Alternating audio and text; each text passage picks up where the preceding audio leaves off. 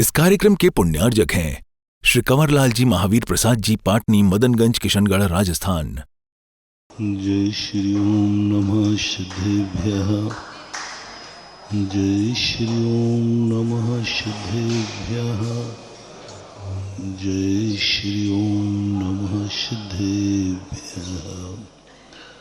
सर्वमंगलमांगल्यं सर्वकल्याणकारकं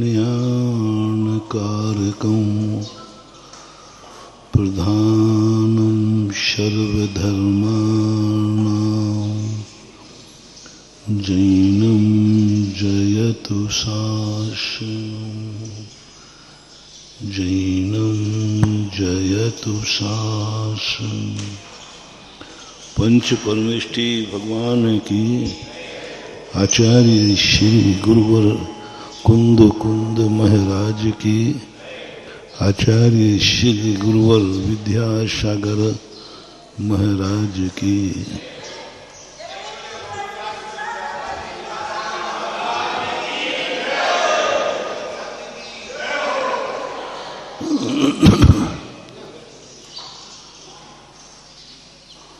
कल अपन स्वयं की अवस्था क्या है उसी के अनुसार अपनी जिंदगी की व्यवस्था बनाना चाहिए। व्यवस्था के अनुसार यदि जिंदगी चलाएंगे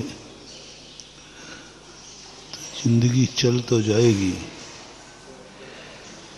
लेकिन अपने लक्ष्य को प्राप्त नहीं कर पाएगी। और अवस्था के अनुसार व्यवस्था बनाएंगे, जिंदगी भी चलेगी और लक्ष्य की भी प्राप्ति होती है। ऐसा ही यदि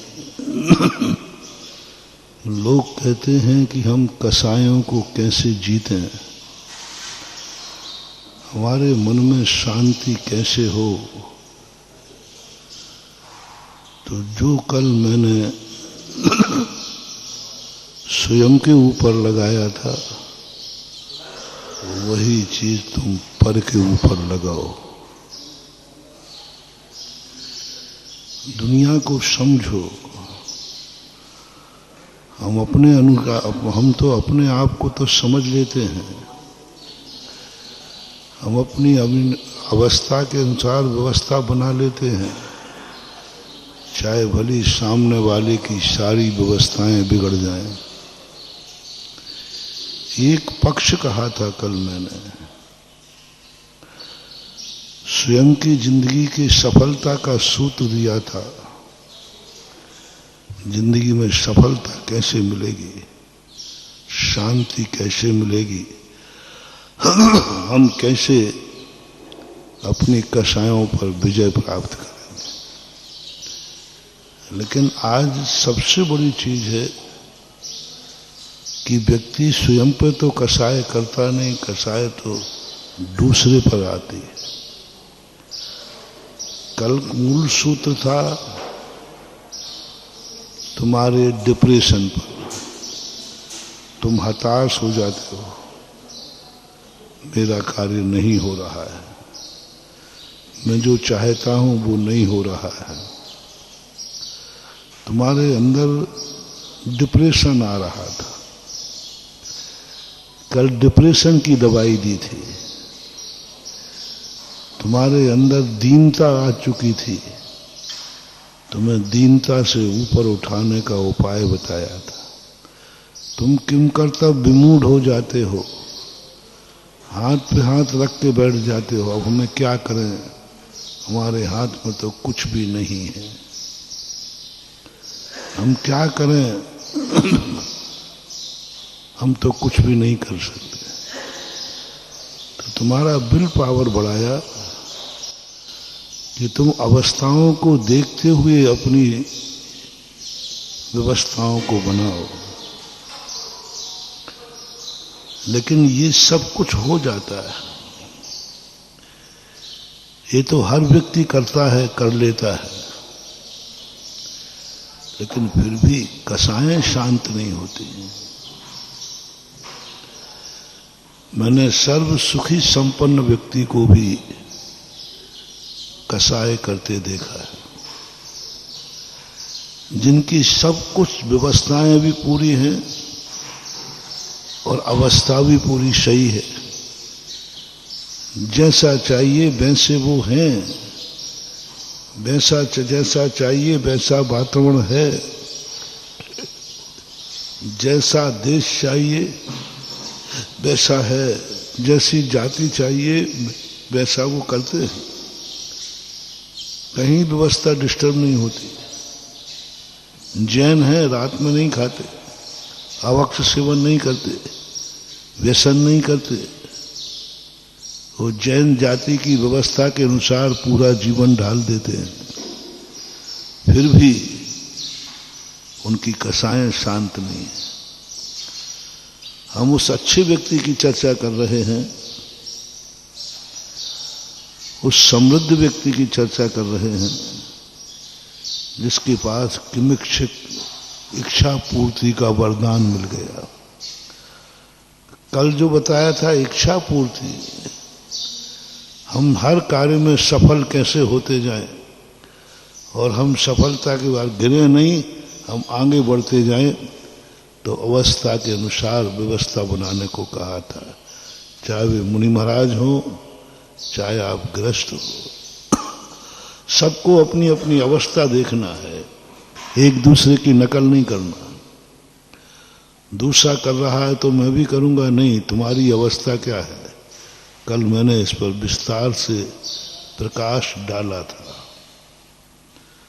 गृहस्थ कर रहा है तो मैं भी करूंगा, मुनि कर रहा है तो तुम भी करोगे, नहीं, दोनों की अवस्था अलग अलग है। जो मुनि करते हैं तुम करोगे तो बहुत नुकसान हो जाएगा, ऐसे नुकसान हो जाएगा कि दूसरे व्यक्ति की बीमारी की दवाई दूसरा बीमार खा लेगा तो बहुत नुकसान है। कल हमने कहा कि श्रावक की नकल हम नहीं कर सकते क्योंकि मैं मुनि हूं, और मेरी नकल तुम भी नहीं कर सकते। एक बालक था, वह बालक ठंड लगती थी तो उसने नहाना बंद कर दिया।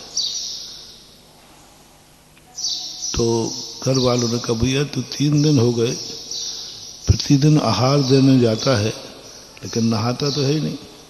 बोले, पापा आप चुप रहिए। बोले, क्यों? मैं आजकल महाराज जी का भक्त बन गया हूं और महाराज जी नहीं नहाते इसलिए मैं नहीं नहाता। महाराज जी भी हम देख के आए, इतने हाथ धोते हैं, इतने पैर धोते हैं, मुंह धोते हैं और आहार को उठ जाते हैं। तो जब हाथ पैर धोकर आहार ले सकते हैं तो हम हाथ पैर धोकर बिना नहाए आहार क्यों नहीं दे सकते? तो बोले, तू हार देने जा रहा? बोले, हाँ बाबा, आप भी महाराज की नकल नहीं करते, हमें भी नहीं करने। आजकल हम महाराज के भक्त बन गए, वो महाराज करते हैं वही करता हूं मैं। पिताजी घबरा गए, तो 3 दिन से बिना नहाए आहार दे रहा है। बच्चा तर्क लिया, उसने कहा जब बिना नहाए ले सकते हैं, लेने में ज्यादा शुद्धि चाहिए कि देने में लेने में? अब वो तो घबरा गए, वो आए दौड़े, महाराज जी ऐसा अनर्थ कर रहा है 3 दिन से। अब मैंने कहा इसको कितना ही समझाएं, नहीं समझेगा। मैंने कहा भाई अब दे तो चुका ही है, मैं प्रायश्चित कर लूंगा, इसको भी दूंगा। हमने कहा आज इससे अभी कुछ मत बोलो जैसा वो आएगा वैसे ही आने दो।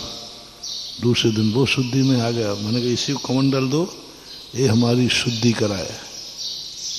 उसने मेरी शुद्धि कराई, मैंने हाथ धोए, पैर धोए, मुंह धोया। हमने कहा बेटा तुम भी बड़ा, जो बिल्कुल मैं इतना ही करता हूँ, आप इतने धोते तो मैं भी यहाँ तक नहीं जाता, वहीं तक जाता, नाप के जाता हूँ। मैंने कहा ये तो बहुत अच्छी बात है, तू तो पक्का चेला बन गया, जाना तूने पूरी नकल कर ली। अब देखो मैंने हाथ पैर धोए ना, मुंह धोया, फिर इसके बाद हम मंदिर जा रहे हैं ना, कपड़े तो नहीं पहन रहे ना, तो ये नहाने की तो नकल कर रहा है, कपड़े की क्यों नहीं करता? नकल करो तो पूरी करो। तो मैंने तू तो कपड़े पहनता है। और महाराज जी मुझे शर्म लगती है। तो मैंने कि जिनको कपड़े पहनते हैं वे यहां से नहाते हैं, जो कपड़े नहीं पहनते वो यहां से नहाते हैं। उसको जब समझाया वो समझ में आ गया। बोलो कितना अनर्थ हो जाता, कितना अनर्थ कर रहा था। कभी महाराज की नकल नहीं करना। पंडित जी साहब हुए हैं आशाधर जी, उन्होंने लिखा है सागार धर्मामृत में कि हंसी हंसी में भूल करके भी मुनि महाराज की चर्या की नकल न करें। हाँ, नकल न करें, क्योंकि तुम उसके योग्य नहीं हो। तो ऐसी स्थिति में अपन को सबकी व्यवस्था, पड़ोसी को मत देखो। तुम जैन हो, अजैन को मत देखो वो क्या खा रहा है, सारी दुनिया तो खा रही है पी रही है। तुम जैन हो, तुम्हारी अवस्था। मुनि महाराज श्रावक को ना देखें, क्योंकि तुम श्रावक नहीं हो, मुनि हो। सब लोग अपनी अपनी अवस्था व्यवस्था संभालो। हैं ऐसे मुनि महाराज भी हैं, श्रावक भी हैं, जो श्रावक की 100% चर्या का पालन करते हैं। 12 व्रत हैं, वृत्ति त्यागी वृत्ति भी है। गृहस्थ भी है जो बाकायदा षड आवश्यक का पालन करता है, षट कर्मों को विधिवत मानता, धंधा भी खराब नहीं है, पूजा पाठ भी बराबर करता है, कोई व्यसन नहीं, कोई दोष नहीं। इसके बावजूद भी हमने उसको कसाय करते हुए देखा है। वृत्ति है, सब चर्या सही पाल रहा है, वृत्ति है चर्या सभी पाल रहा है, लेकिन फिर भी वृत्ति कसाय करते हुए पाए गए। मुनि महाराज हैं, पूरी चर्या अच्छी पाल रहे, निर्दोष चर्या पाल रहे, कहीं दोष नहीं लगा। जो मुनि को करना चाहिए वही कर रहे हैं, फिर भी मुनि की कसाय करते हुए देखे जाते हैं। ये क्यों? कल अवस्था के अनुसार व्यवस्था तो बना दी, लेकिन कसायों पर कंट्रोल कैसे हो? ये कसाएं उत्पन्न कैसे होती हैं? हम नहीं चाहते हैं तो कसाएं क्यों हो जाती हैं? तो कल की अव्यवस्था तक ही तुम रह जाओगे तो सब कुछ करते हुए भी सदगति नहीं पा पाओगे। महाराज जी मैंने सब मर्यादा, द्रव्य, क्षेत्र, काल, भाव सब मर्यादाएं रखी, लेकिन फिर भी मेरी सदगति नहीं हुई। उसका मूल कारण है कि आपकी कसाय नहीं गई। तो महाराज कसाय और निकाल दो। कसाय कैसे शांत हो? कसाय की शांति के लिए अंदर से कोई उपाय नहीं है। कितना भी तुम करो कसाय तो आएगी। बस कसाय शांत करने का एक उपाय है इस संसारी प्राणी को, कि वो दूसरे की, सामने वाले की अवस्था को समझे। अब अपनी अवस्था नहीं, सामने वाले की। क्योंकि क्रोध उसको दूसरे पे ही आता है, अपने आप पे तो आता नहीं। मान वो दूसरे के सामने अकड़ता है, अकेले में नहीं अकड़ता। मायाचारी में स्वयं को नहीं फंसाता, दूसरे को फंसाता है। लोभ भी स्वयं से नहीं, दूसरे की वस्तु से लोभ करता है। अब इसके लिए हमें, इससे जैन दर्शन ने स्व चतुष्टय और पर चतुष्टय की चर्चा की। स्व चतुष्टय ही मत समझो, पर चतुष्टय समझो। और अब तुम समझो कि जिससे हम जो चाह रहे हैं उसकी अवस्था क्या है, उसकी व्यवस्था क्या है। एक पेड़ है, नीम का पेड़ है, हम उससे आम के फल चाहते हैं। कितना पीटें कि वो आम के फल दे देगा, कितना सींचें कि वो आम के फल दे देगा, कौन सी दवाई डालें कि नीम के पेड़ में आम का फल आ जाए। और गुस्सा और आ गया है, इतनी मेहनत की, इतना खाद दिया, इतने इंजेक्शन लगाए, एक आम नहीं आया, और गुस्सा इतना आया कि उस पेड़ को काट दिया। बोले भाई क्यों काट दिया? अरे महाराज हद हो गई, 5 साल से इसको सींच रहा हूं, बड़ा कर रहा हूं, लेकिन एक आम का फल नहीं आया। जब देखो जब कड़वा, खूब घी शक्कर पिला दिया नींव में घी शक्कर पिला दिया, सब दे दिया, लेकिन ये तो मीठे होने का नाम, तो हम तो गुस्सा हमने काट दिया। ये है गुस्सा का कार्य। यदि हम नीम की अवस्था समझ लेते कि वह नीम है, नीम न मीठी होए, चाय खाओ गुड़ घी से, अब उसकी अवस्था समझ लेते, हमें क्रोध नहीं आता, हमें गुस्सा आता ही नहीं, क्योंकि वो तो नीम है, वो मीठा होगा ही नहीं। पर चतुष्टय पर वस्तुओं को क्यों जैन दर्शन कहता है कि पर को भी समझो, क्योंकि तुम्हें क्रोध पर पे ही आएगा। जितने क्रोध आते अपन को पर पे आते हैं, हम सामने वाले की मजबूरी नहीं समझते। हम तो समझते हैं कि सूर्य पश्चिम से निकलना चाहिए, हमारी इच्छा है, हमें सूर्य पे गुस्सा आ जाएगा। हर वस्तु पे गुस्सा आ रहा है, हमें हवाएं अभी इस समय गर्म चलना चाहिए, वो ठंडी चल रही है। अब भाई हवाओं की व्यवस्था तो देखो क्या है, उनकी अवस्था देखो, वो कैसे ठंडी गर्म चल जाएंगे, क्योंकि ठंड की ऋतु है, उनकी अवस्था ऐसी ही है।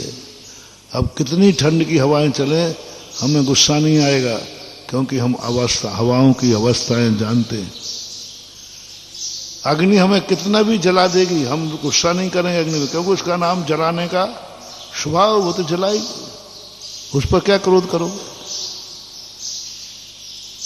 दुनिया की जितनी भी वस्तुएं हैं, सब पर एक अवस्था समझो। ये दुश्मन है, मुझे परेशान करता है, हम लोगों को गुस्सा क्यों नहीं आता दुश्मन पर? पाराशनाथ को गुस्सा क्यों नहीं आया दुश्मन पर?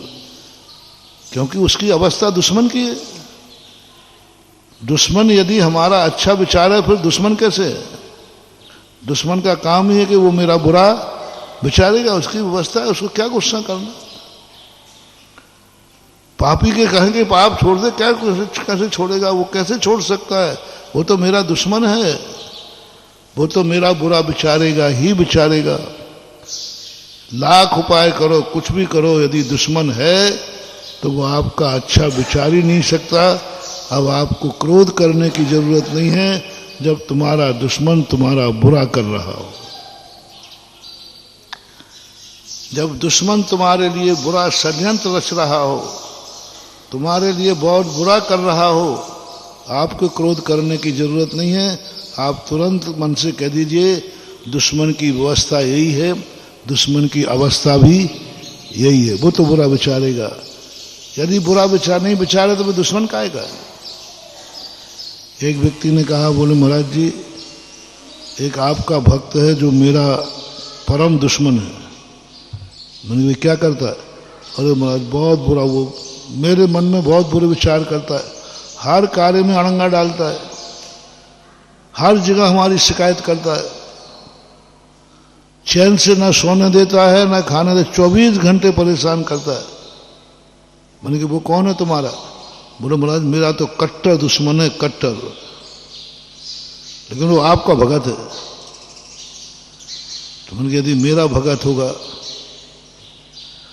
वो तुम्हारा दुश्मन है ना, तो वो सही कर रहा है, वो सही कर रहा है। मैं किसी को गलत रास्ते पर नहीं ले जाऊंगा।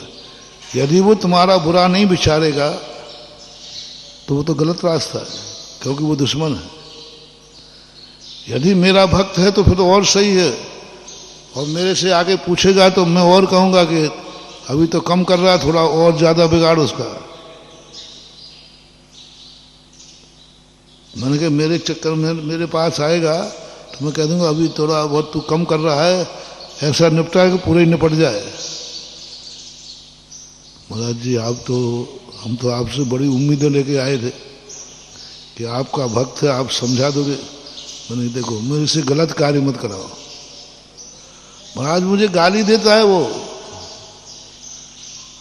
आप बंद कराइए। नहीं नहीं नहीं, मेरे से गलत बात कराओ। हाँ ये कहो कि मेरा दुश्मन है, हम 2 गाली और ज्यादा दिलवाएंगे, ये काम मेरे से हो जाएगा।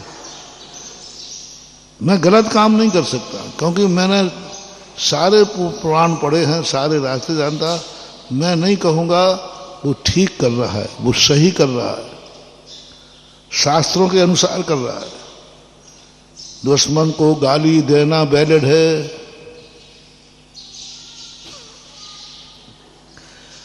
दुश्मन तुम्हें परेशान करे वैलिड है, और दुश्मन हो वो गाली नहीं देवे तो काय का दुश्मन, वो दुश्मन पुराण के अनुसार वो गलत है। बिच्छू और डंक नहीं मारे तो काय का बिच्छू है। अब के महाराज ये बिच्छू है, इसको समझाओ ये डंक नहीं मारे। अरे बिच्छू का स्वभाव क्या है? यदि डंक नहीं मारता है तो काय का बिच्छू है? दुश्मन है वो, दुश्मन तो बुरा विचार नहीं चाहिए, वो सही कर रहा है। अभी कम कर रहा होगा तो और ज्यादा करना चाहिए, मैं उसको और सलाह देंगे। महाराज जी हमें बात समझ में नहीं आई, हम तो बड़ी उम्मीद से आए थे। तुमने क्या भैया तुमने गलत नंबर डायल कर लिया।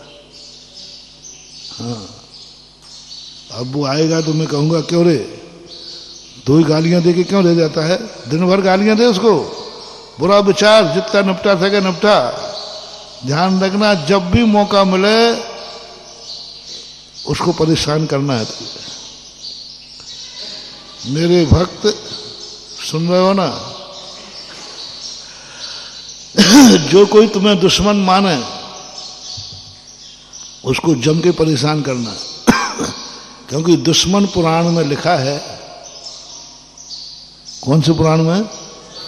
हाँ दुश्मन पुराण कहीं बाजार में नहीं मिलेगा, वो मेरी दुकान पे मिलता है। नहीं तो तुम कोई लाइब्रेरी में पहुंच जाओ, महाराज जी कौन से आचार्य महाराज का है, कौन से कहाँ से प्रकाशित हुआ है, वो कहीं नहीं लिखेगा, वो तो सुधार सागर की डायरी में लिखा है।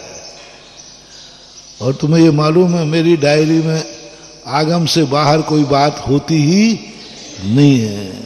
शास्त्र में लिखा है कि दुश्मन वही है जो निरंतर बुरा विचारता है। दुश्मन का लिखा है कभी दुश्मन पर विश्वास नहीं करना, कभी कल्पना मत करना कि दुश्मन कभी तुम्हारा अच्छा भी विचार कर ही नहीं सकता। कभी विश्वास नहीं करना दुश्मन के ऊपर, क्योंकि वो कितना भी मीठा हो जाए वो एक ना एक दिन अपनी दुश्मनी बन जाएगा। मीठा होके बन जाएगा, अपना होके बनाएगा, आस्तीन का सांप होके बनाएगा, तुम्हारा होके बन जाएगा,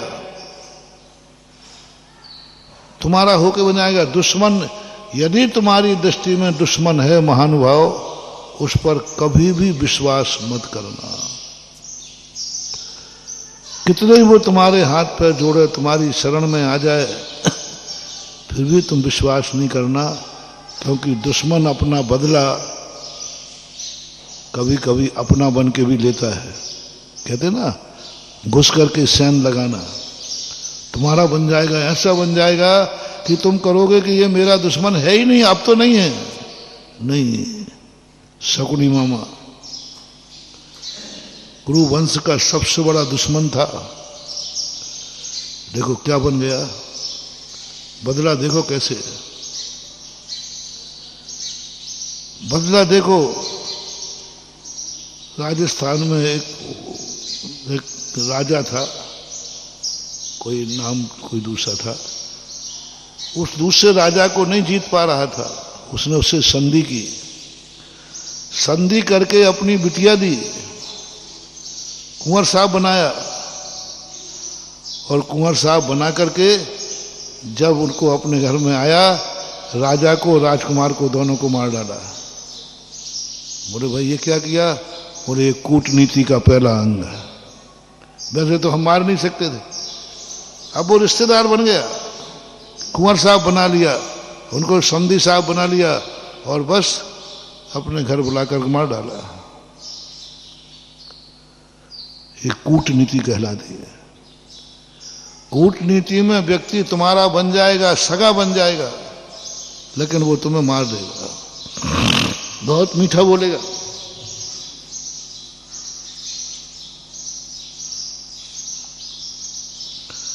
दुश्मन जब तक गालियां दे रहा हो, बुरा विचार रहा हो, तब तक डरना नहीं, अभी कोई खतरा नहीं है, अभी कोई खतरा नहीं है। लेकिन यदि दुश्मन है और यदि वो शांत हो गया हो, चुपचाप हो गया हो, मौन ले लिया हो, तो सावधान, अब खतरनाक है। दुश्मन गालियां देने वाला, बोलता हुआ खतरनाक नहीं है।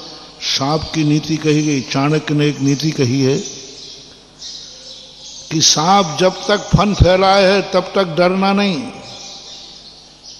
जैसे ही सांप अपना फन नीचे रख ले, सावधान, सांप ने कोई रास्ता ढूंढ लिया है तुम्हें वार करने का। फन फैला हुआ सांप फुसकार सकता है, काट नहीं सकता, काट नहीं सकता, फुसकार देगा वो, क्योंकि उसका मुंह ही नहीं खुलेगा और वो कभी तुम पे झपट नहीं सकता फन फैलाए हुए। वो जैसे उसने फन शांत किया, समझ लेना चाहिए इसने कोई रास्ता खोज लिया, बचने का या मारने का। दुश्मन जब तक बड़बड़ाता जाए, जब तक बोलता जाए, जब तक गालियां देता जाए, कोई खतरा मत समझना, कुछ भी नहीं है। दुश्मन जैसे ही शांत हो जाए, समझो आजकल तो दुश्मन बिल्कुल शांत हो गया है, कुछ बोल ही नहीं रहा है, कुछ कह ही नहीं रहा है, लगता है कि वो डर गया है। लगता है कि तुम क्या सोचोगे, लगता है वो डर गया है, लगता है उसमें अकल आ गई है, लगता है उसे अपनी गलती का पछतावा नहीं, वो कूटनीति पे चला गया है, कूटनीति पे चला गया है। वो अब वो कूटनीति के माध्यम से ऐसा शांत होकर के बाहर करेगा कि तुम ओवर कॉन्फिडेंस में हो जाओगे और वो तुम्हारा नाश कर देगा। गंधार नरेश ने जब अपनी बहन का प्रस्ताव भेजा, सारी दुनिया में गजब का, बोले गजब हो गया। बोले क्या हो गया? गंधार नरेश अपनी बहन दे रहा है कुरुवंश के लिए, और सबको मालूम था कुरुवंश और गंधार का कभी नहीं बनी, इनमें दोनों 7 पीढ़ी से दुश्मनी थी, पीढ़ी दर पीढ़ी दुश्मनी थी। सबने कहा बहुत अच्छा हुआ, चलो अब इनमें संधि हो जाएगी, रिश्तेदारी हो जाएगी, बैर भाव खत्म हो जाएगा। सब निश्चिंत हो गए। दुश्मन को अपनी बहन कौन देगा, दुश्मन को अपनी बिटिया कौन देगा? हो गया। लेकिन कूटनीति ने बहन दे दी अंधे को,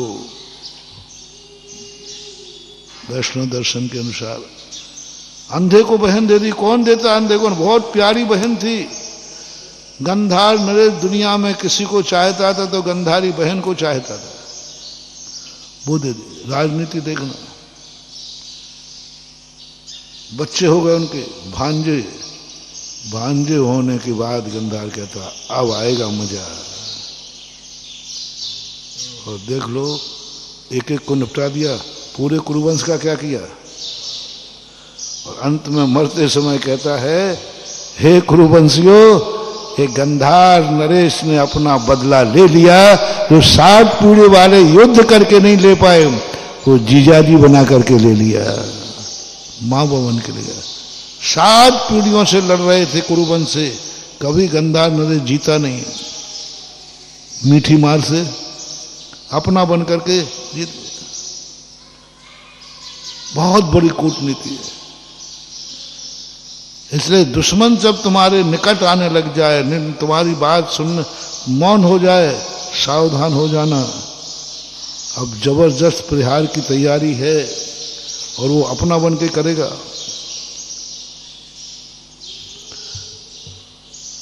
जैन शास्त्रों में एक कहानी आती है, कथा है कि एक पड़ोसी मरने लगा। उसने कहा कि मैं मर जाऊंगा तो पड़ोसी शांति हो जाएगी उसको, और जिंदगी में उसने पड़ोसी को शांति नहीं दी। मेरे मरने के बाद तो ये बहुत शांत हो जाएगा। तो वो तुरंत सिद्धि करने गया, और सिद्धि करते हुए क्या सिद्ध किया, देवता सिद्ध हो गए। बोला मांगो क्या मांगना। बोले साहब मैं मरने वाला हूं, मर करके पड़ोसी के यहाँ बेटा हो जाऊं।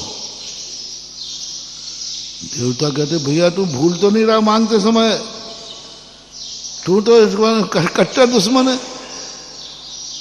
तू तो कट्टर दुश्मन है, तू उसके यहाँ बेटा बनेगा। बोले हाँ ये साहब आप इसमें चक्कर में नहीं पड़े, ये अशोकनगर है, ऐसे ही चलता है।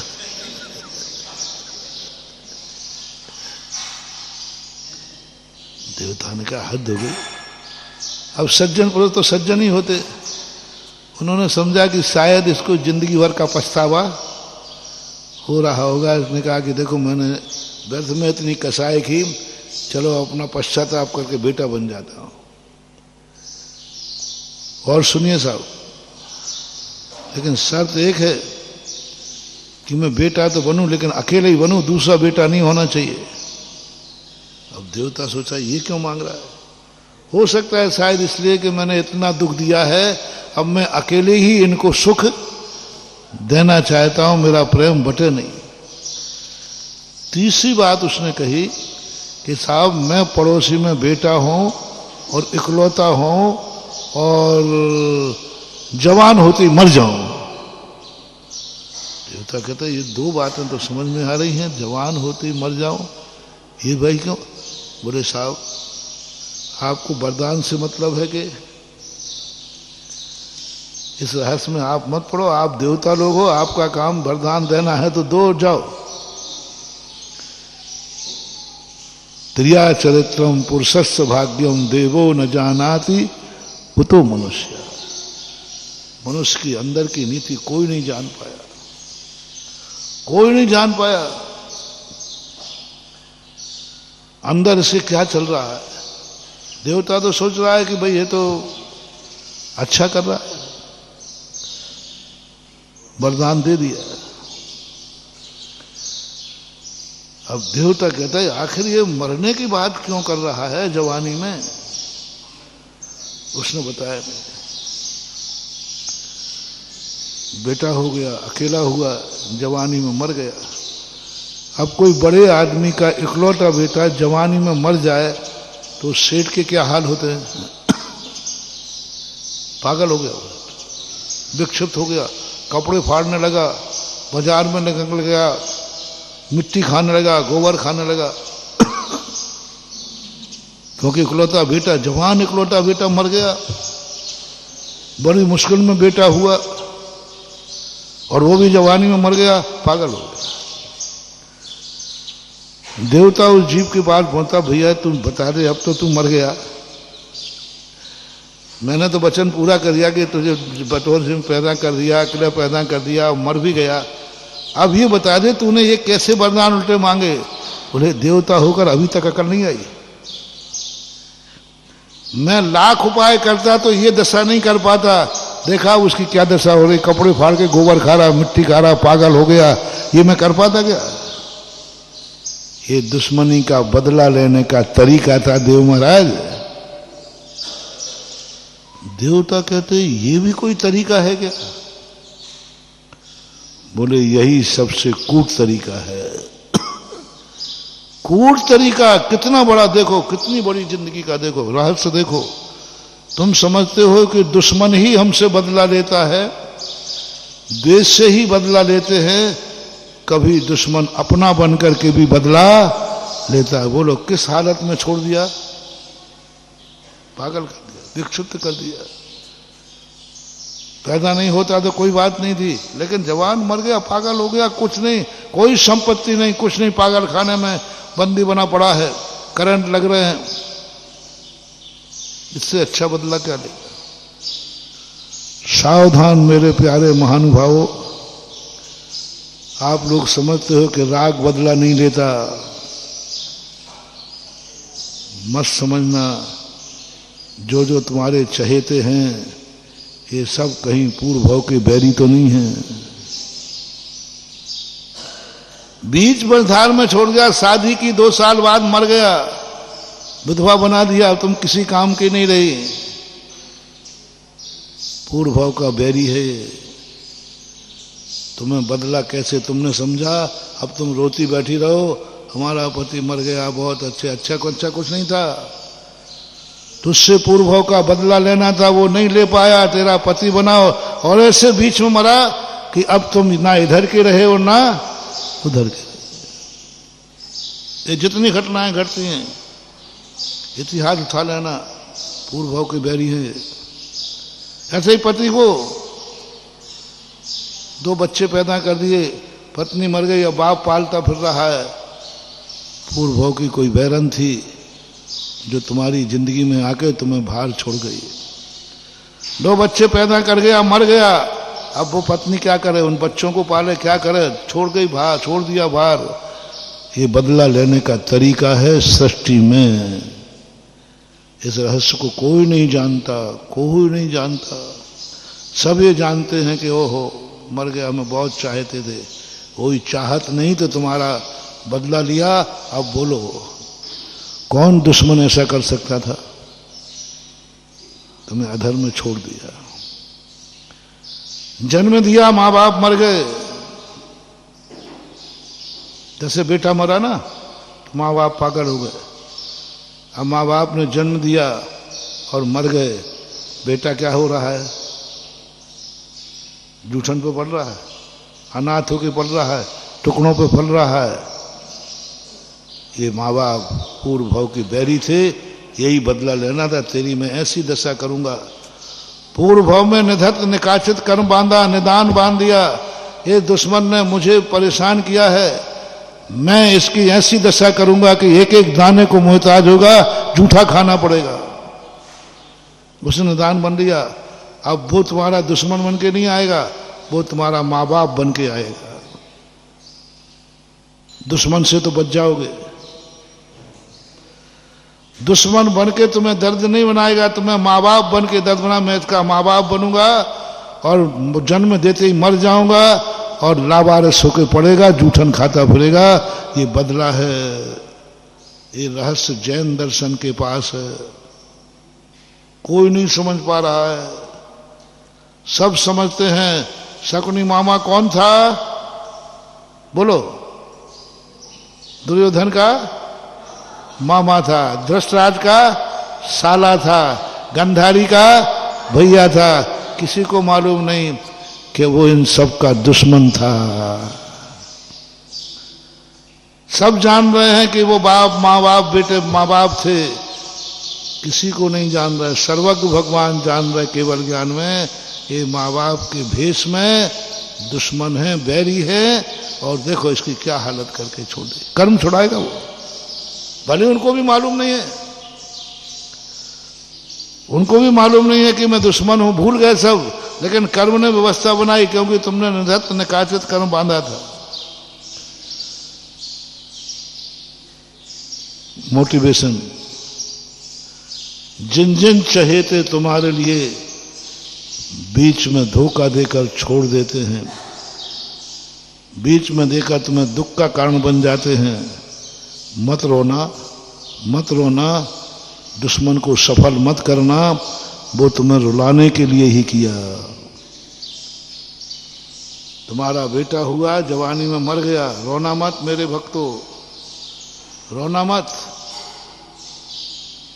ये दुश्मन की पॉलिसी थी, पागल मत होना, ये दुश्मन की पॉलिसी थी। तो शांत रहना और कहना बेटा मर रहा तू, मर गया, कोई बात नहीं, मैं उस गुरु का चेला हूं, तू बेटा नहीं था, पूर्व भाव का बैरी था जो हमें अधर्म में छोड़ के मर रहा है। तुरंत अपने परिणाम संभालना, नहीं तो दुश्मन जीत जाएगा। तुम रोना, वो रोना ही देखना चाहता, तुम्हें रुलाना चाहता था, तुम रोना मत। जिन जिन के कारणों से तुम्हें कष्ट होवे, उस कष्ट को अपनों का कष्ट न मान के नियम से पराया कष्ट मानना, दुश्मन का कष्ट मानना। जो धन के कारण तुम्हारे प्राण चले जाएं वो धन नहीं, पूर्व भाव का बैरी धन है। जो धन तुम्हारे पास वैसे मार नहीं सकेगा वो, तो उसने कहा इसके पास खूब धन होवे जिससे चोर डाकू आके इसके प्राण ले लेवे। हम धन को चाह रहे हैं कि ये धन हमारे लिए बहुत अच्छा है, पुण्य के उदय से आया है। नहीं, पुण्य के उदय से नहीं आया, प्राण लेने आया है। कितने लोग मारे गए? किसी के पास धन है तो उसी धन के कारण लोग हत्या कर देते हैं कि नहीं? चोर डाकू जेब कर, वो धन नहीं था जिससे तुम प्यार कर रहे थे, मेरे पास बहुत धन है। नहीं, वो धन तुमसे बैर का बदला लेने के लिए आया था।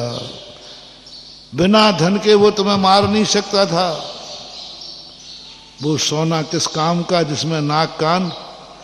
वो सोना नहीं है महानुभाव, पूर्व भाव का बैर का बदला लेने आया है।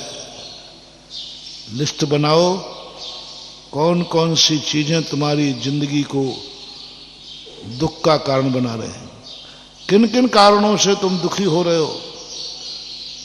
जो तुम्हारे, जिनको तुम चाहते हो, धन दौलत परिवार, कोई भी एक्स वाई जेड, पड़ोसी,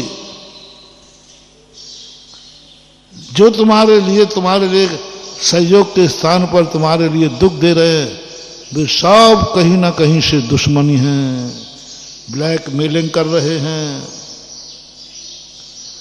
ये ब्लैक मेलिंग कहलाती है कर्म सिद्धांत की। तुम्हारी ब्लैक मेलिंग होती ना बाजार में, उसके पास नस है, चुप रहना, नहीं तो हम तुम्हारी वायरल कर दें ऐसा कहते ना, धमकी दे दे तो बेचारे। इसी प्रकार कर्म की ये ब्लैक मेलिंग है, चुप शांत, तू अब मेरे कब्जे में है, मैं तेरा बाप हूं, मैं तेरा बेटा हूं, मैं तेरा पति हूं, मैं तेरा मामा हूं, मैं तेरा रिश्तेदार हूं, इस समय मैं तेरा हूं, तू कुछ नहीं कर सकता। मैं तुझे ऐसे अधर्म में छोड़ूंगा कि तू कहीं का नहीं रहेगा। और आए दिन देख लेना ये केस हो रहे हैं, खूब हो रहा है। बेटा माँ बाप को इतना दुख दे रहा है, माँ बाप बेटे को इतना दुख दे रहे हैं। मैं तो जब देखता हूं ऐसे ऐसे माँ बाप, अकेला बेटा है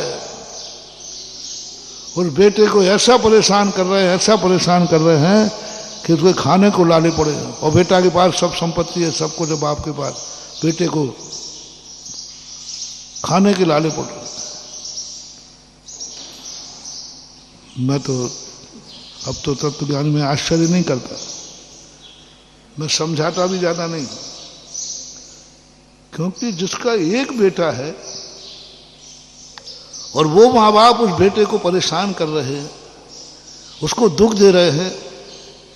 दुनिया के बेटे तो दुश्मन से परेशान होकर के मरने के भाव करते हैं। ऐसे बेटे भी दुनिया में हैं जो बाप से परेशान होकर के सुसाइड का भाव कर लेते हैं। ऐसे बेटे भी आते, वो कहते क्या महाराज जी हम अपने पापा से परेशान हैं, अपनी मम्मी से परेशान है। कितने परेशान हो, कितने परेशान हो? बोले बस महाराज जी अब तो मरने का भाव हो रहा है। मैंने कहा ये क्या बात है भाई, दुनिया दुश्मनों के घेरे में आके मरने का भाव करते, चारों तरफ से दुश्मन है तो सोचता है दुश्मन के हाथ से मरने की अपेक्षा स्वयं मर जाओ, ये बात तो समझ में। लेकिन वो तो मम्मी पापा से परेशान है, माँ बाप से परेशान होकर सुसाइड करने का भाव आ रहा है। नियम से महानुभाव वो माँ बाप नहीं है, पूर्व भाव के बैरी हैं जो तेरे से बदला लेने के लिए तेरे बाप बन के आए हैं। वो भाव बन के आए। कहने की बातें हैं। वो एक तुम्हारा डायलॉग बोलते हो ना बच्चे लोग, रिश्ते में तो हम तुम्हारे, कोई डायलॉग है, रिश्ते में तो हम तुम्हारे बाप लगते हैं। ये रिश्ते ही में है बस, रिश्ते में बस। वो बैरी है जो तुम्हें बेटा बना करके तुम्हें दो दो आंसू रुलाएगा और तुम्हें ऐसी दुख देगा, ऐसा दुख देगा। बेटाओं से मैं कहता हूं मत रो रे, मत रो, मत सोचो कि ये माँ बाप हैं। ये माँ बाप के भेष में पूर्व भाव के बैरी हैं, पूर्व भाव के बैरन हैं। तुम मत रो, ये रुलाना चाहते हैं, मत मरो, ये सफल हो जाएंगे, ये सफल हो जाएंगे। वो चाहते ही थे कि मैं तुझे ऐसी दशा करूंगा कि मरने के अलावा कुछ नहीं आएगा। तुम बस मोटिवेशन, सगा जब तुम्हें दगा देवे तब तुम रोना मत।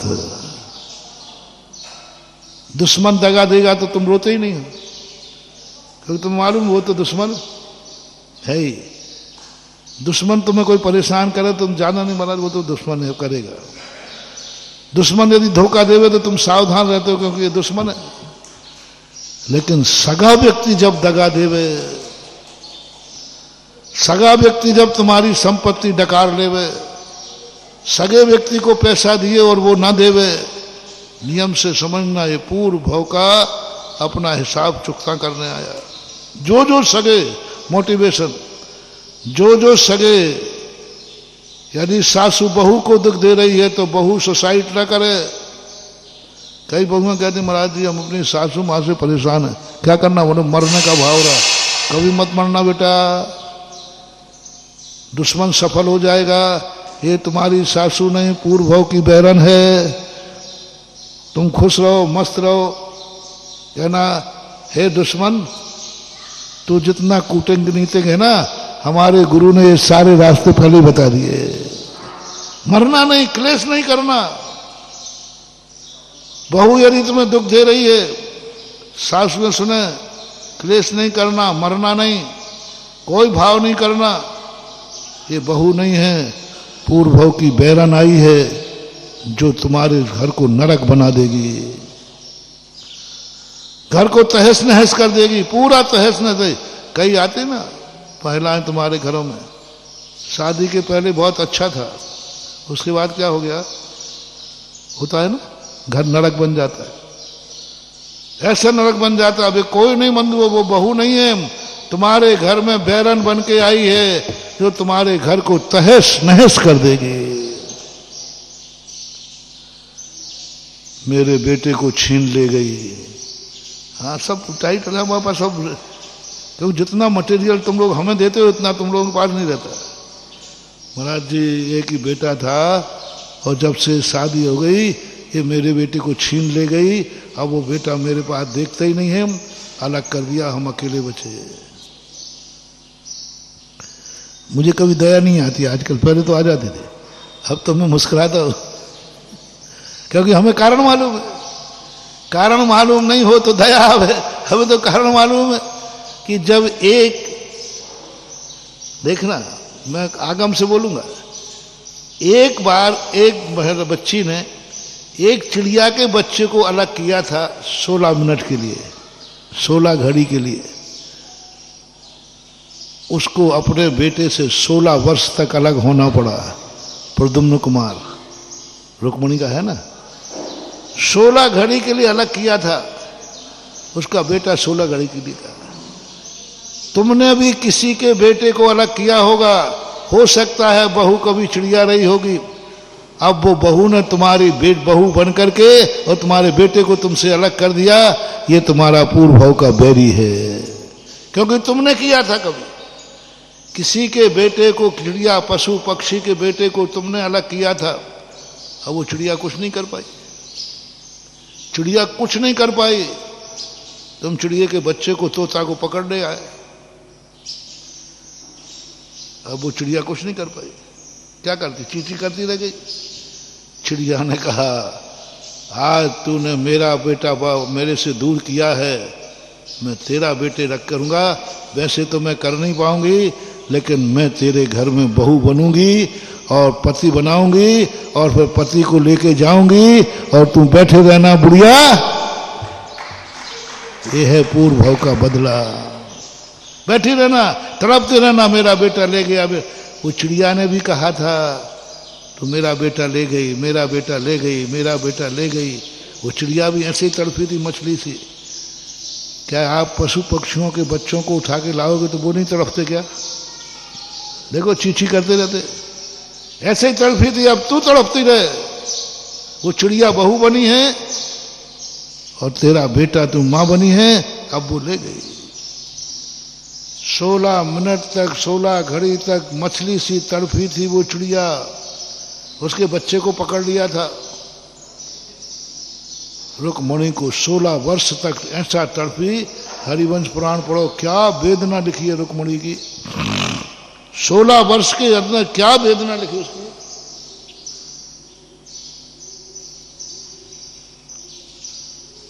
कोई कुछ नहीं कर पाया। तूर्भाव का बदला था। जो चिड़िया बन के काल संबर बना और तुम्हारा बेटा उठा के ले गया, बेटे का तुम तड़पती रहो। वही जैसा जैसा उसके साथ किया वैसे ही वैसा। ये आगम की बात ही नहीं है, मैं अपने अनुभव की बात बताता हूं। एक स्थान पर मैं जेल में प्रवचन देने गया। वहां पर एक व्यक्ति बोला, मेरा मन हुआ कि इन सबसे इंटरव्यू लूं कि भाई तुमने क्या अपराध किया, क्यों किया, ऐसा पूछो। तो सबसे पूछते पूछते एक कहता, महाराज जी मैंने अपराध नहीं किया, मुझे झूठा फंसाया गया। अब मैं क्या करूं, मैं कानून को बुरा कह नहीं सकता, सब ऑफिसर लोग खड़े। मैंने कहा नहीं, तूने कोई अपराध तो किया है। बोले महाराज आपको मैं भगवान मान रहा हूं, आपके सामने झूठ नहीं बोलूंगा, मैंने अपराध नहीं किया, मुझे गलत फंसाया गया। फिर मैंने कहा नहीं बेटा ऐसा हो ही नहीं सकता, ऐसा हो ही नहीं सकता। वो गुस्से में, आप तूने जरूर अपराध किया है। तो महाराज आप बताओ मैंने कब किया, आप गवाह थे क्या? इतने जोर से बोला। जेलर साहब बोले, ए महाराज से कैसी बात करता। मैंने कहा उसको बोलने दो। उसको,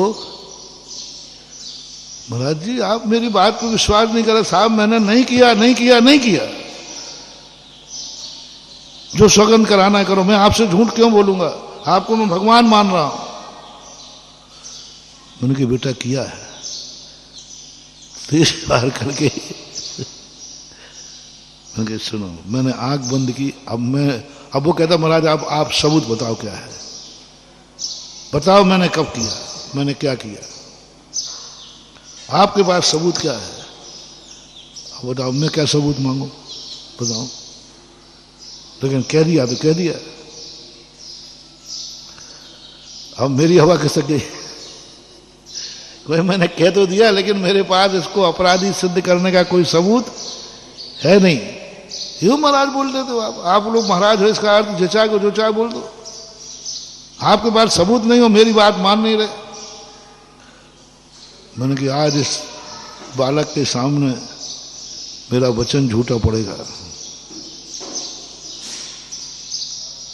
और मुझे अपने आप पर विश्वास है कि मेरा वचन झूठा तुम्हें भी मालूम है कि नहीं। प्राय 100% तो नहीं कहूंगा, प्राय। अब मैंने कहा क्या करूं, मेरे पास तो कोई साक्ष्य नहीं। तो मैंने आंख बंद कर ली। देखना मेरी किस्मत कितनी तेज है। अब मेरे पास कोई साक्ष्य नहीं है और मैंने कह दिया तूने कोई अपराध तो। अब जैसे मैंने आंख बंद की, आंख बंद करते ही ये पिंजड़ा मेरे सामने उतरा। आंख बंद है मेरी कल्पना में, एक पिंजड़ा सामने उतरा, उसके अंदर एक तोता है और पिंजड़ा सामने आकर रुक गया। सब 1 मिनट 1.25 मिनट के अंदर हो गया।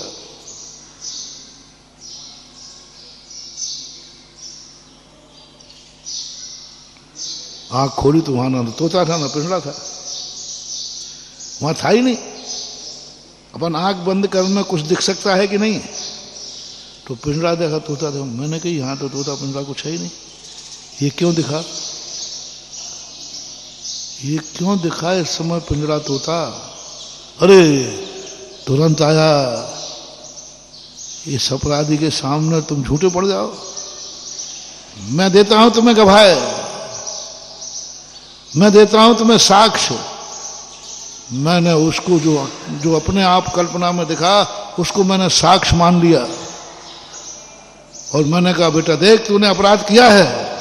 बोले मैंने क्या किया है? मैंने कहा बोल तूने कभी किसी तोते को पकड़ा है क्या?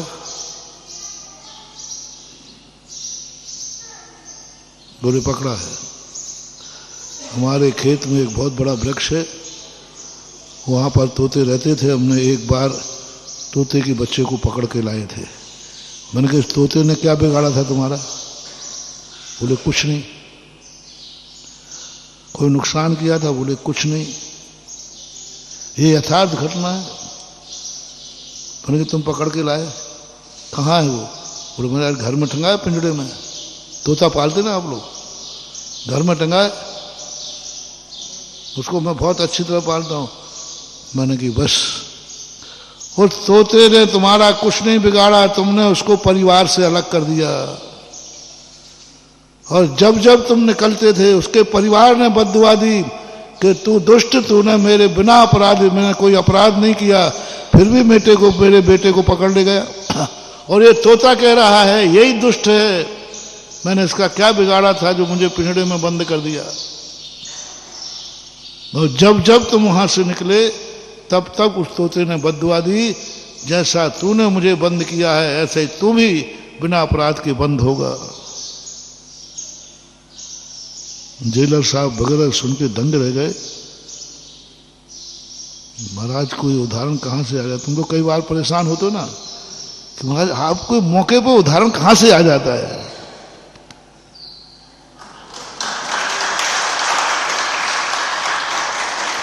अब वैसे याद नहीं आया तो पिंजड़े उतर के आ गया। और ऐसा धुएं में लाठी बैठी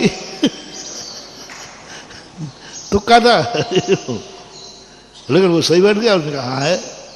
हमने बेटा जरूरी नहीं कि तुमने मनुष्य के साथ ही बुरा किया हो, पशु के साथ भी किया है तो भी अपराध तो बताओ उस तोते ने क्या बिगाड़ा था तुम्हारा? बोले कुछ नहीं बिगाड़ा था, और मैंने मायाचारी छल करके और उसको पकड़ लिया धोखे से। मैंने ऐसे ही तुम्हें फंसाया गया है ना? बोले महाराज ऐसे ही फंसाया गया, धोखे से छल करके बुरा करके मुझे फंसा दिया। न अब क्या करें, अब कुछ नहीं है। अब तुम्हारे परिवार वाले जब मिलने आए तो पिंजड़े से तोता मंगाना, पिंजड़े को, और तोता से क्षमा मांगना और कहना हे तोता मुझे मालूम नहीं था कि तू मुझे इतनी बद्दुआ दे रहा है, तुझे इतना कष्ट है, मैं तो समझता कि तू पशु है, पक्षी है, मुझे क्या मालूम तू अपने परिवार से इतना प्रेम करता है। बोल मेरा पिंजड़े में कौन सी कमी है, सब दोनों टाइम खाने मिलता है। तो मैंने पूछा जेल में कौन सी कमी है, दोनों टाइम बिना कमाए रोटी मिल रही है, वहां तो मजदूरी करो, यहां तो। हर व्यक्ति सूखी रोटी खाना पसंद करता है अपने परिवार के साथ। परिवार से अलग होकर के 56 भोग भी, आप लोग बताओ ना, यदि तुम्हें खूब अच्छा खाना पीना दिया जाए और परिवार से अलग कर दिया जाए, चलेगा? परिवार के साथ रहोगे तो बिना घी की रोटी खाओगे, तुम क्या कहोगे? बोलो ना। हाँ महाराज वो ठीक है, वो जो है सो ऐसे ही वो कर। उनको समझाया, जेलर वगैरह थे सब स्तब्ध रह गए। बोले महाराज जी ये थ्योरी है। हमने कहा अभी तो तुम थ्योरी है, अब इसका प्रैक्टिकल देखना। अभी तो तुम थ्योरी कह रहे हो, मैंने कि उसको बुलाना, क्षमा मांगना और तुम अपने हाथ से उसको बरी कर देना, खोल देना। तो महाराज जी वो तो खुल जाएगा, फिर मेरा क्या होगा? मैंने कि मैं कुछ नहीं कहता हूं, मैं कानून के विरुद्ध नहीं जाता हूं। महानुभाव सजा भूल चुकी थी, कुछ साल उसको सजा के हो चुके थे। जैसे ही तोता छूटा, 6-7 महीने नहीं हो पाए, 26 जनवरी को उसको आदर्श कैदी मान करके उसकी सारी सजा माफ करके बरी कर दिया गया। जो कुछ भी कानून में आया, एकाएक घोषणा होती है, वो कहता मुझे तो मर्डर केस की फंसाया गया था, आजीवन होता है शायद उसमें किसी में, आजीवन कारावास कथा मुझे दिए, ये बरी कैसे हो गया? आजीवन कारावास वाले को नोटिस आता है, इसको बरी किया जाता है। वो मेरे पास आया, मैंने कही बस तुमने तोता को बरी कर दिया, तुम्हारी किस्मत ने, ये है हिसाब किताब। ये प्रैक्टिकल मेरी मैंने अनुभव किया है। अब शास्त्रों पर विश्वास क्यों नहीं होगा? शास्त्रों पर विश्वास क्यों नहीं होगा? जैसा करोगे वैसा भरोगे। तुम समझते हो ये तो पशु पक्षी है, ये क्या जाने? नहीं, मां जवान उनके पास नहीं है, बाकी राग द्वेष मोह ममता सब पशुओं के पास भी तुमसे ज्यादा है। तुम तो 2 मिनट को अपने बच्चे को पालने में छोड़ देते हो। बंदर देखो अपनी बच्ची को छाती से लगा के रखता है, 1 मिनट नहीं छोड़ते। उनको भी मोह होता है, उनको भी तुम कष्ट देते हो। सब मिलते हैं, सब मिलते हैं, मिलेगा। अब वो अपना बन का बदला लेंगे, पराए बन के। बहू आई बेटे को ले गई, मत घबराओ, तुमने कभी उसके बेटे को अलग किया होगा, उसने बहू बन के तुम्हारे बेटे को तुमसे अलग कर दिया। ये सिद्धांत मान लो। जिन जिन सासुओं के बेटे अलग हो गए हों, वे आज से रोना गाना बंद करें। वो बहू वही है जो तुमने कभी उसके बेटे को अलग किया होगा, और वो बदला लेने के लिए वैसे ले नहीं सकती थी। तुम्हारी बहू बनी, बेटे को पति बनाया और तुमसे अलग कर दिया। चलो जाओ, ये सिद्धांत मान लेना। कोई माँ बाप तुम्हारे लिए दुख दे रहे हैं तो मान लेना कोई गड़बड़ नहीं है, उन्होंने बेटा बनाया और तुम्हारे लिए दुख दे दिया, कोई बात नहीं। कोई दोस्त तुम्हें दगा दे गया, वो दोस्त नहीं है, वो बैरी था, दोस्त बन करके तुम्हें दगा दे गया। धन दौलत तुम्हारे पास आया और चला गया। अयोध्या प्रसाद गोयली ने एक कहानी बहुत अच्छी लिखी है। कई लोग कहते महाराज वो हमारे इतने रुपया पचा गया, कुछ नहीं पचा गया, वो सब लेन देन बराबर है, पचा ही नहीं सकता, तुम भूल गए। उन्होंने एक बहुत अच्छी कहानी दी। उन्होंने, एक व्यक्ति था, वो किसी के 60 रुपया लेकर के मर गया, नहीं चुका पाया। अब वो सेठ और दूसरे के 60 रुपया उसको देना थे। अब वो मर के बैल बना, और बैल लोहड़िया के यहाँ बैल बना। लोहड़िया जानते, वो गाड़ियां चलाते ना, बैलगाड़ी, उनका बैल बना। अब उस लोहड़िया के 50 रुपया उसको देना थे, 60 रुपया और एक से लेना थे। अब वो बैल बनकर गाड़ी घूमते घूमते गांव में पहुंची। उस लोहड़िया के लिए बहुत पैसे की जरूरत थी, तो उसने बैल को बेचना चाहा। एक बैल से गाड़ी चला लेंगे, और बैल उस सेठ को बेचा 60 रुपये में। बैल उसके यहां चला गया, 60 रुपया लोहड़िया को मिल गए, और रात में बैल मर गया। रात में बैल मर गया। अब वो लोहड़िया कहता है, अच्छा रहा कि बिक गया था तब मरा वो, अच्छा रहा कि हमने बेच दिया। और वो सेठ रो रहा है कि मेरी कहाँ बुद्धि मारी गई, आज ही तो खरीदा था, एक दिन भी काम नहीं आया, एक दिन भी काम नहीं आया, 60 रुपया देकर चला गया, लोहड़िया खुश है, सेठ दुखी है। जब निमित्त ज्ञानी से पूछा गया, अवधि ज्ञानी से, बात क्या है? बोले तेरे 60 रुपया लेना थे सो वो ले गया, उसको 60 देना था वो दे गया और मर गया, अपना रास्ता साफ कर गया। बहुत मजेदार कहानी है। अब बताओ, ये कर्जा चुकाने का तरीका तुमने कहीं पढ़ा? कर्जा चुकाने का तरीका देखो, वो बैल बना, बैल बिका, 60 रुपया उससे लिए। इसलिए किसी का लिया दिया हो तो लेने देने के पहले चुका देना, नहीं तो बैल बन करके वो बैल बनेगा तुम्हारे यहां और तुमसे 60 रुपया ले लेगा, ऐसे बहाने से ले लेगा। और जिसके देना है वो देगा। कोई किसी का खा नहीं सकता, पी नहीं सकता। आज नहीं कल देना पड़ेगा, लेकिन देना पड़ेगा। अपन सोचते हैं हम ऐसी कला करेंगे कि पैसा कर्जा ले तो लेंगे लेकिन देंगे नहीं। नहीं, कोई किसी का खा नहीं सकता। कर्म सिद्धांत तुम्हें कहीं ना कहीं बैल बनाएगा और तुम्हारे 60 रुपये का लेन देन कराएगा। बोलो, बैल बन करके हिसाब चुकाओगे कि अभी चुकाना है? नहीं, हमने रास्ते बता दिए। देखो, अपन तो माइल स्टोन है। नहीं चुकाओ तो बैल बन के चुकाओगे। वो जहां जाओ बिकोगे, वहां दोगे, लेकिन चुकाना तो पड़ेगा। काहे को बैल बनते हो? चुकाना तो पड़ेगा। काहे को बैल बनते हो? अपने सामने जिसका लिया उसको दो, जिससे दिया उसको लो। हिसाब बराबर करके मरो, कर्जा लेकर के मत मरो। ये कर्जा कभी ना कभी चुकाना पड़ेगा। अपना बन के चुकाओगे,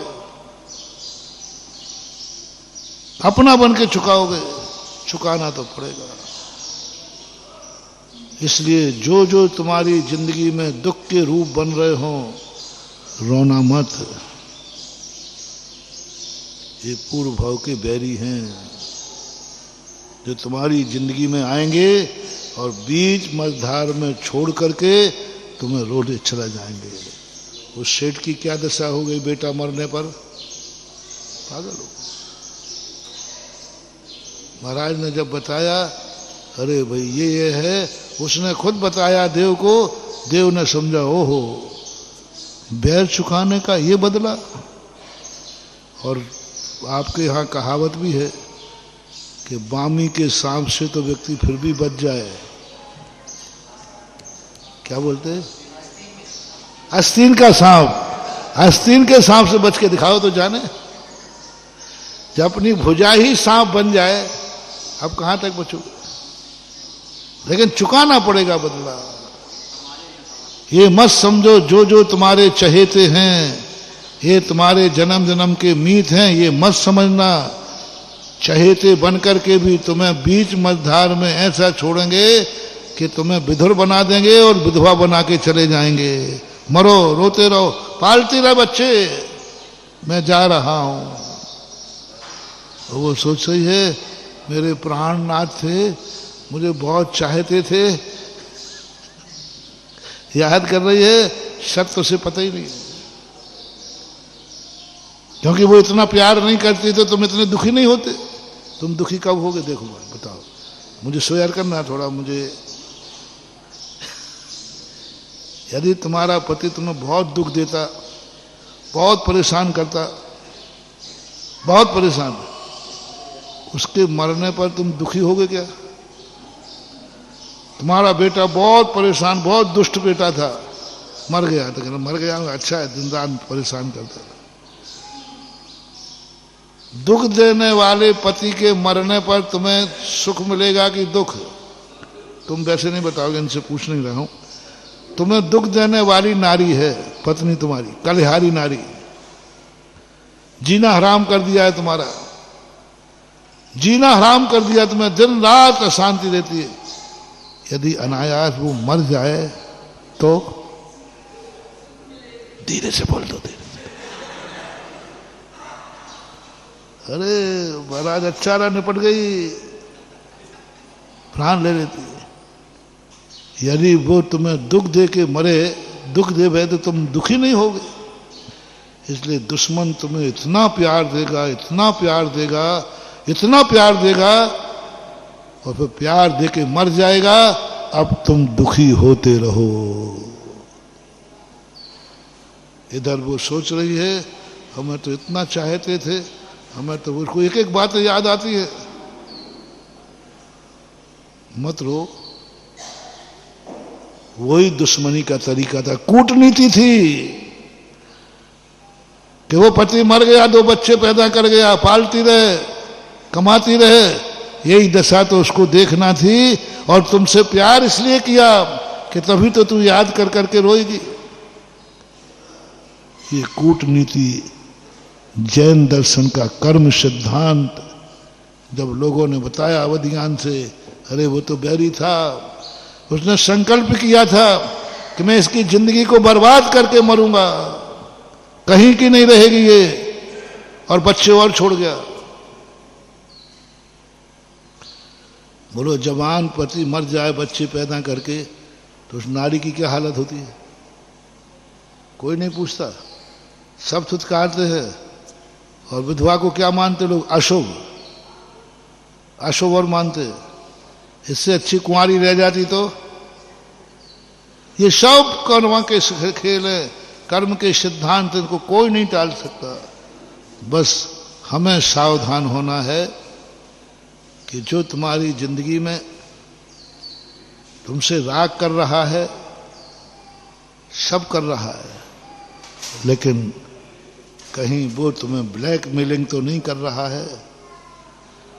एक बार और मैंने कहा था कि यदि किसी के साथ तुमने कुछ किया है या किसी ने तुम्हारे ऊपर उपकार किया है और थोड़ा तुम प्रतिकूल चल के देखना, थोड़ा चल के देखना, उसने तुम्हारे साथ कुछ अच्छा किया है, तुम थोड़े से प्रतिकूल चल के देखना, यदि सामने वाला उल्हाए ना देवे, अच्छा तुम मेरे प्रतिकूल चलते हो, मैंने तुम्हारे साथ क्या क्या नहीं किया, मैंने क्या किया तुम्हारे साथ, और तुम मेरे लिए ऐसा कर रहे हो, समझ लेना वह व्यक्ति विश्वसनीय नहीं है, उसने तुम्हारे साथ कुछ नहीं किया, वो ब्लैक मेलिंग कर रहा है। आप लोगों में होते ना, बड़ा प्रेम जता के फोटो उतार लेते हैं, कोई या तुम्हारे बही खाता की कलम पकड़ लेते मुनीम बन के, और फिर कहता है सेठ जी हमें मालूम है, इतना पैसा दो, नहीं तो मुझे मालूम है, अभी बता दूंगा, अभी मैं फोटो वायरल कर दूंगा। अब बोला फोटो उसने दुश्मन बन के उतारी कि अपना बन के है? थोड़ा सा कभी करके देखा करो। ये राग बहुत खतरनाक है। राग में अच्छे अच्छे लोग जल करके भस्म हो गए।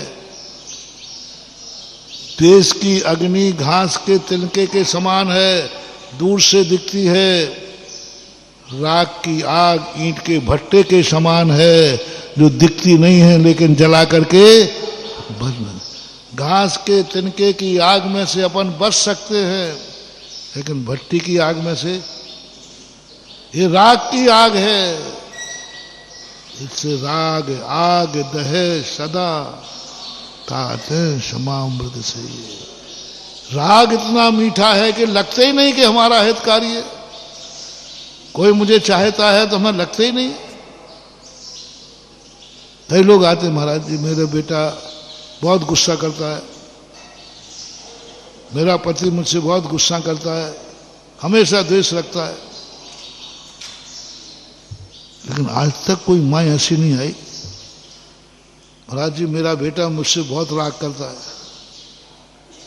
आज कोई तक कोई पत्नी नहीं आई, महाराज जी इनको समझाओ, ये मेरे से बहुत चाहते हैं, मुझे बहुत चाहते हैं, हम रोटी नहीं खाएं तो ये भी भूखे सो जाते हैं, इतना चाहते हैं, थोड़ा इनसे कहो ना ये कम चाहें। अभी तक तो कोई आई नहीं ऐसे। द्वेष करने वाली आई है, महाराज जी दिन भर देखो गुस्सा करते रहते, दिन भर गुस्सा करते रहते, लेकिन कोई ने आज तक नहीं कहा महाराज जी ये इतना राग करते, इतना राग करते हैं, किसी को राग बुरा नहीं लगता। आज तक मां नहीं आई मेरा बेटा इतना मुझे चाहता है। महानुभाव, द्वेष से ज्यादा खतरनाक राग है, क्योंकि उसमें पता नहीं चलता, अच्छा लगता है। इसलिए छहढालाकार ने द्वेष को आग नहीं कहा, आग किसको कहा? राग। आग दहे सदा। अपन लोग अनादिकाल से राग की आग में डल रहे हैं। द्वेष की आग तो दूर से दिखती है, द्वेष की आग तो दूर से दिखती है, दूसरे को भी दिखती है, स्वयं को भी दिखती है। दूर से दिख जाती, भैया ये द्वेष कर रहा है, बुरा है। लेकिन राग कर रहा है, ये स्वयं को भी पता नहीं चलता। अपन जानते हैं वो तो चाहता था, इतना चाहता था, मेरे बिना मर गया। वो नहीं, वो राग नहीं करता तो तुम्हें दुख नहीं होता। वो इकलौता बेटा नहीं होता तो तुम पागल नहीं होते। अभी एक तो है, वो तुम्हारे लिए इतना चहेता नहीं होता तो तुम नहीं करते। बहुत बेटा सुशील हुआ, वो इतना सुशील हुआ, इतना गुणवान हुआ, और पिता को इतना चाहता था।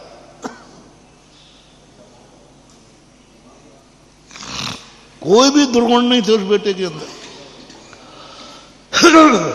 सब में उसकी जय जयकार, सब जगह सारा नगर मोहल्ला, क्या बेटा है तुम्हारा, देवता है, देवता। ये सब गुण उसमें थे। यदि ये गुण नहीं होते तो उसके मरने पर तुम पागल पागल कब होगे? इतना अच्छा बनेगा तभी तो पागल होगे। इसलिए आप सामने वाले की भी अवस्था को समझो। कल स्वयं की अवस्था बताई थी, आज जिस वस्तु को तुम चाह रहे हो उसकी अवस्था को समझो। वह किस अवस्था में है, क्या रूप लेकर आया है, क्या है, उसको समझो। बिना समझे राग कर लेते हो, एक दिन रोना पड़ेगा। और राग करने वाला तुम्हें छू दोख दे जाए तो समझ लेना ये बैरी है, रोने की जरूरत नहीं है। ये सोचो अच्छा हुआ बदला लेके चुक गया। अब तुम जितना खुश होगे उतनी बैरी कहेगा, अरे ये तो मैंने इसको रुलाना चाहा था, ये तो हंस रहा है। मैं तो इसको अशांत करना चाहता, ये तो शांत बैठा है, कुछ इसको हो ही नहीं रहा है। तुम जीत जाओगे और बैरी हार जाएगा। और तुम रोने बैठ गए तो बैरी चाहते ही तो यही तो करना था, यही दुख तो तुम्हें देना था, और वो दुखी देख करके खुश होता है। इसलिए अवस्था के ऊपर सामने वाले की अवस्था समझो। जिस व्यक्ति से हमारे ऊपर उपकार होना है, हम अपनी व्यवस्था समझ गए, हम अपनी अवस्था समझ ली, कसाएं शांत नहीं होगी। तुम मुनि बन गए तो क्या हुआ, तुम श्रावक बन गए तो क्या हुआ, तुम मनुष्य बन गए तो क्या हुआ, कसाएं नहीं गई। और कसाय हमने पहले ही कहा था, स्व प्रत्यय नहीं है, कसाय का पर प्रत्यय होता है। कसाय हमेशा पर प्रत्यय रूप ही होती है, क्योंकि जितनी कसाएं हैं, कभी अपने पे क्रोध आया? क्रोध किस पे आता है? दूसरों पर। अकड़ते किसके सामने हो? अकेले कमरे में। मायाचारी में स्वयं फंसते हो, स्वयं के जाल में स्वयं फंसने के लिए बुलाते हो कि दूसरे को? और लोभ पर वस्तु से लोभ होता है। ये चारों कसायों को यदि जीतना है तो जो तुम्हारी प्रतिकूल चल रहा है उसकी अवस्था क्या है। तुम व्यर्थ में क्रोध कर रहे हो, व्यर्थ में चीख रहे। यहीं से हमारी साइड में हुए थे अपन। अवस्था समझो, सामने वाला कौन है। जैसे हमने कल कहा था, तुम क्या करना चाहते, सवाल ये नहीं तुम कौन हो। मैं जैन हूं, रात में नहीं खा सकते, क्योंकि जैन की अवस्था दिन की व्यवस्था। जैन अवस्था है और दिन में भोजन करना व्यवस्था है। हमारे मुनि में भी हमने घटाया था, ये हमारी अवस्था है, अब व्यवस्था हमारे अनुसार होगी। हम थाली में नहीं खा सकते। मुनि हमारी अवस्था है, अंजलि में खाना हमारी, बोलो ना, अंजलि में खाना हमारी व्यवस्था है, क्योंकि अवस्था है। ऐसा ही तुमने दुश्मन माना, जिसको हमने कहा था वो दुश्मन है। राग द्वेष मत करो, अपनी अवस्था को समझो। सामने वाले की अवस्था क्या है? मेरा दुश्मन है। वह कौन है? कल कहा था ना, तुम कौन हो, तुम्हें क्या कार्य करना है, पहले बताओ तुम कौन हो। जैन दर्शन कभी लिस्ट नहीं बताता तुम्हें क्या करना है, वो तो एक ही कल पहले बताओ तुम कौन हो। मुझे तलवार लूं के पिछी लूं, कल बताया था ना। तलवार में और पिछी में दोनों में अच्छी क्या है?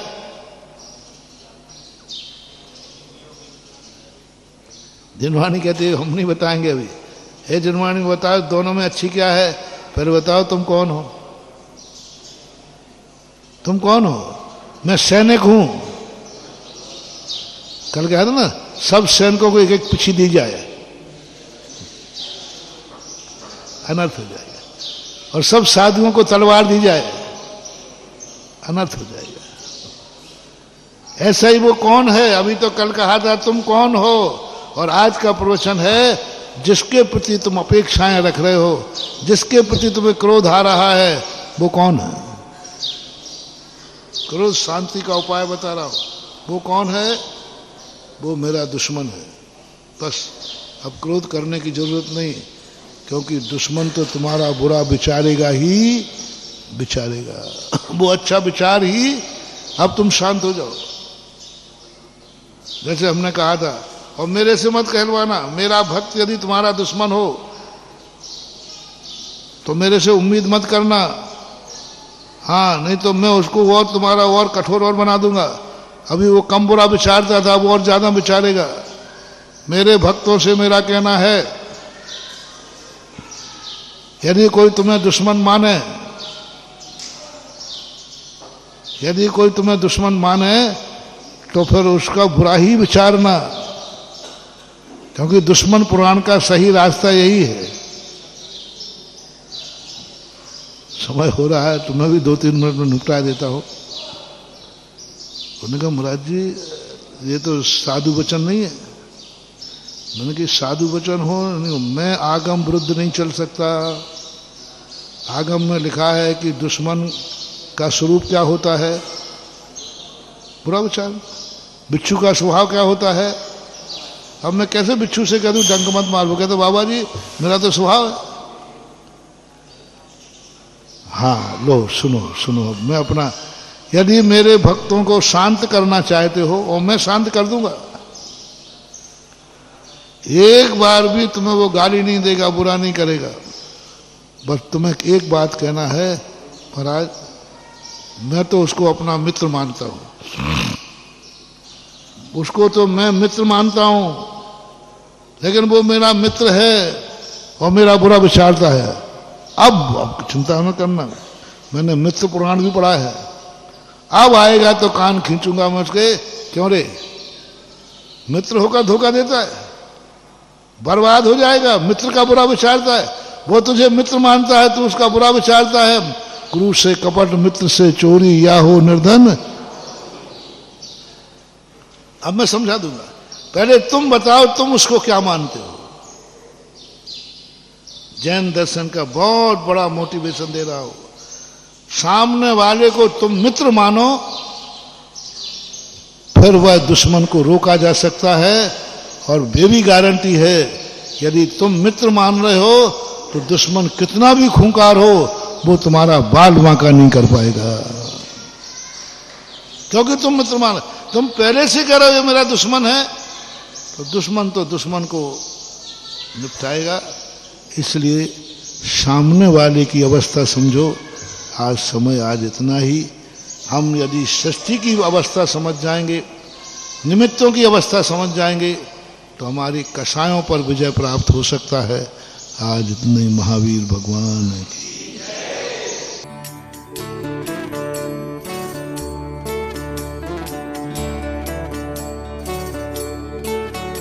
इस कार्यक्रम के पुण्यार्जक हैं श्री कंवरलाल जी महावीर प्रसाद जी, पाटनी, मदनगंज, किशनगढ़, राजस्थान।